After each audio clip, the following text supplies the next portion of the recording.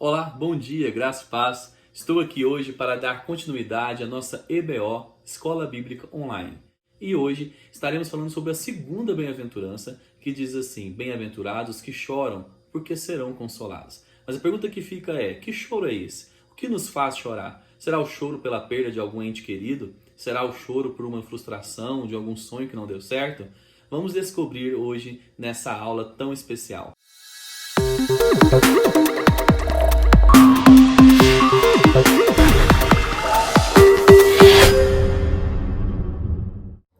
A bem-aventurança a qual iremos estudar hoje é uma bem-aventurança que pode ser considerada um paradoxo, até porque ela significa: felizes são os que choram. Quem em sã consciência, em um estado de felicidade, iria chorar e lamentar por algo? Então é bom nós começarmos definindo esse choro.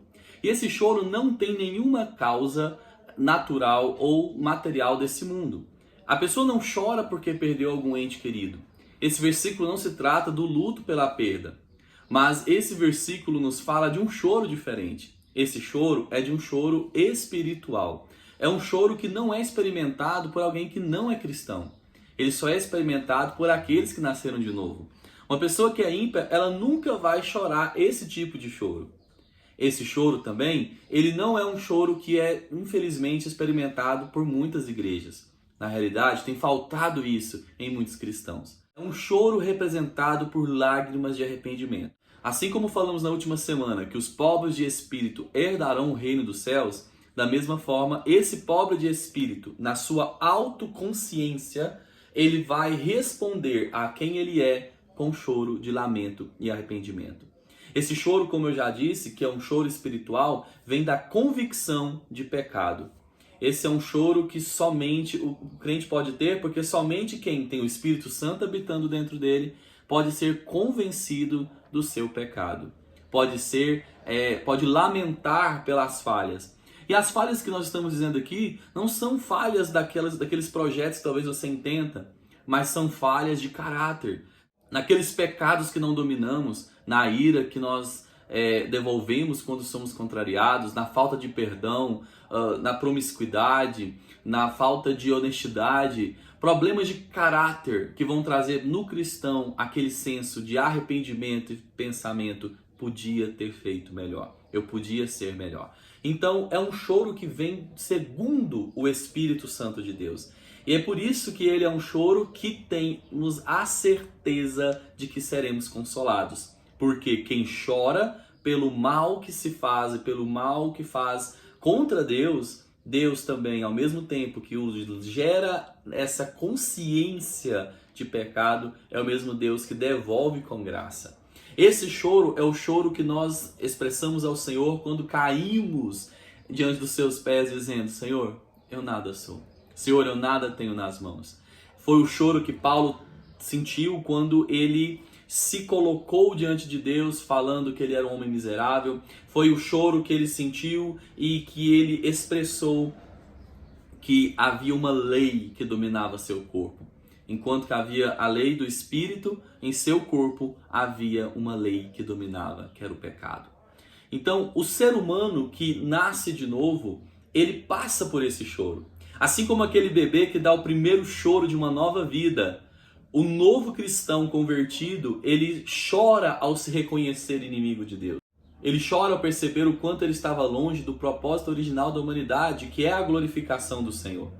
Então, ao perceber-se pobre, cego e nu, ele chora e nasce de novo. O choro do arrependimento não fica apenas no momento em que aquele novo crente chora por estar nascendo, por estar reconhecendo o seu Senhor, mas é um choro que o acompanha durante toda a sua vida espiritual.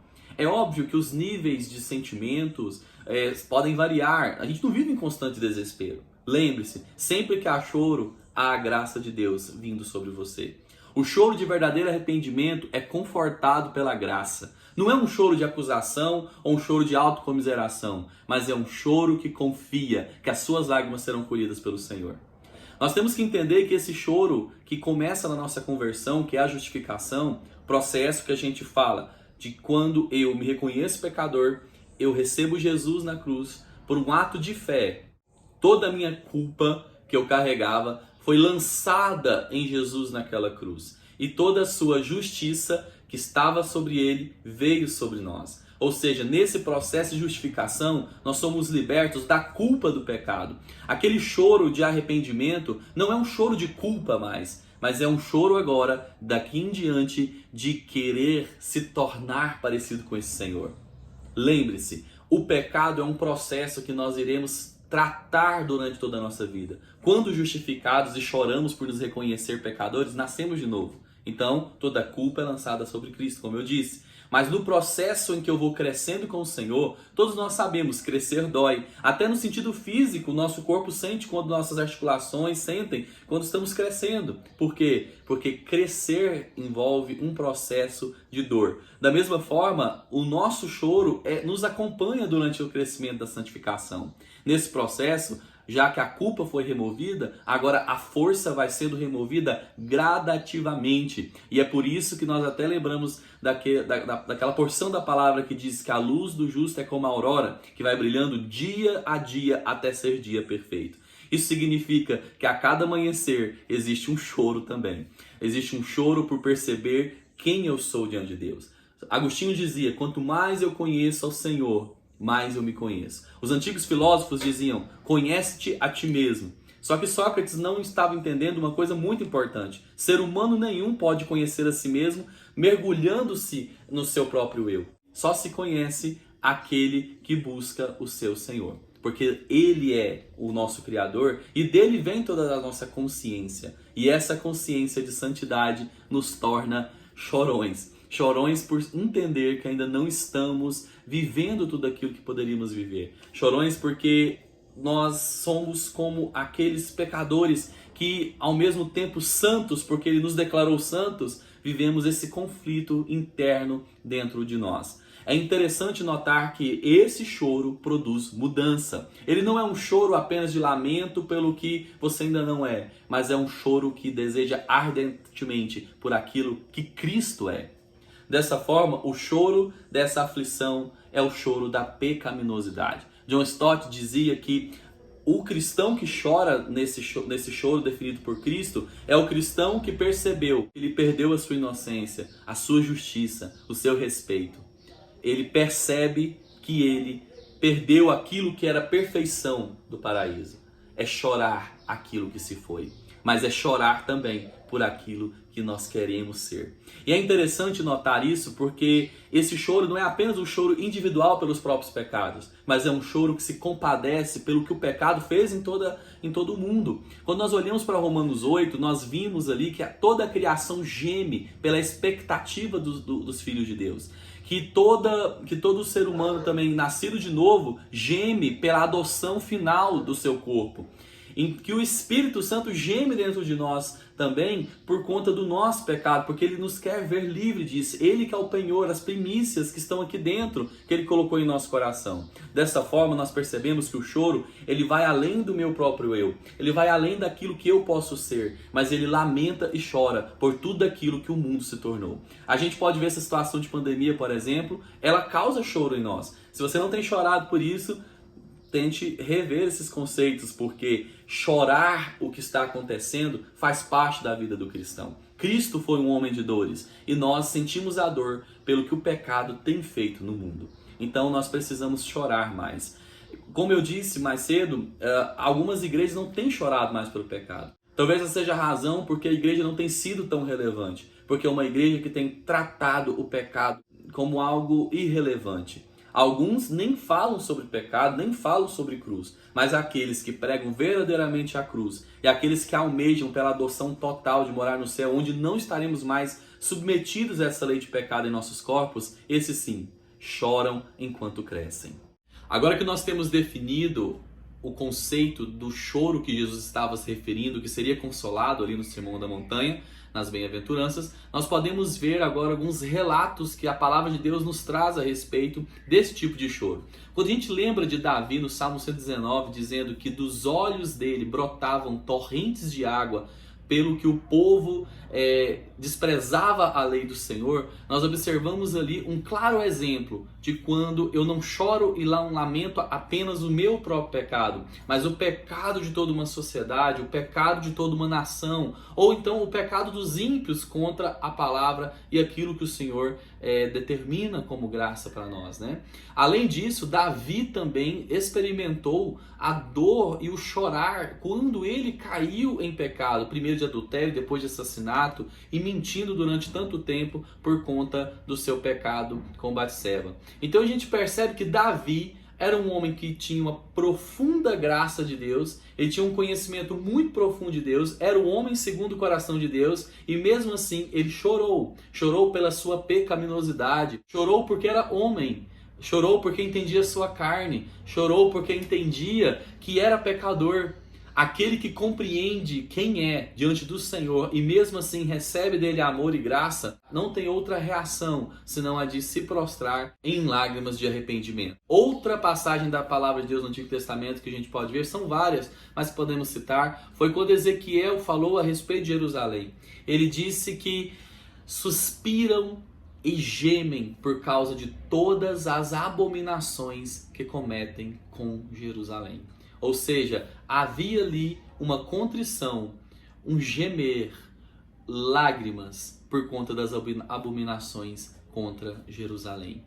Então nós observamos que o choro é algo constante na palavra de Deus. No Novo Testamento podemos nos lembrar de quando Paulo escreve aos Romanos no capítulo 8, dizendo sobre as primícias do Espírito, sobre o Espírito que geme, o Espírito Santo e o Espírito do homem que gemem nesse conflito entre agora sou santo, mas ainda que habita a carne e a lei dessa carne. Ou seja, a gente vê nessa situação uma situação de pranto, uma situação de lágrimas, uma situação de reconhecimento de pobreza de espírito e que culmina nas lágrimas de arrependimento diante de Deus. A gente percebe também que Paulo, lá em 2 Coríntios capítulo 5, ele diz o seguinte: enquanto isso, gememos desejando ser revestidos da nossa habitação celestial.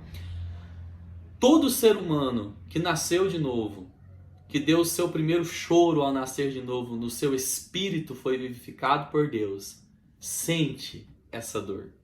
Sente essa dor e esse choro de saudades de um lugar que ainda não conheceu, que é o céu, que é a eternidade. Então, o Senhor nos criou para isso. E o fato de nossa carne constantemente nos levar para o lado oposto desse caminho, isso nos faz desmanchar em lágrimas. Realmente, Davi e Paulo são grandes exemplos para nós. Mas nada se compara a compreendermos que quem está discursando esse sermão é o próprio Cristo.